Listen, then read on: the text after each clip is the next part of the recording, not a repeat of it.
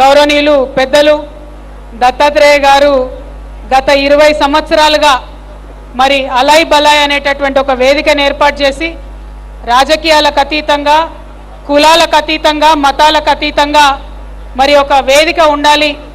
పండగ అంటేనే 10 మంది కలవడం, పండగ అంటేనే 10 మందితోని ఆనందాన్ని పంచుకోవడం. కాబట్టి ఇటువంటి ఒక వేదిక ఉండాలి, తెలంగాణ సంస్కృతి ప్రతిబింబించే విధంగా ఉండాలని వారు చేసినటువంటి ప్రయత్నం మరి 20 సంవత్సరాలు అవుతోంది.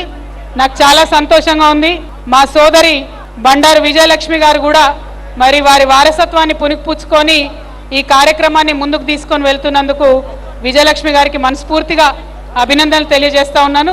వారు సక్సెస్ఫుల్గా ఈ కార్యక్రమాన్ని ముందుకు నడపాలని నేను కోరుకుంటూ ఉన్నాను. మాకు దత్తన్న అంటే బీజేపీ నాయకుడు గానో ఒక గవర్నర్ గానో మాకెవరికి తెలియదు.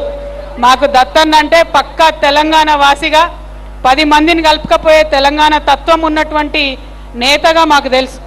రాజకీయాల్లో మేము ఎదిగొస్తున్న టైంలో చాలామంది మాకు దత్తాత్రేయ గారి గురించి చెప్పేవారు.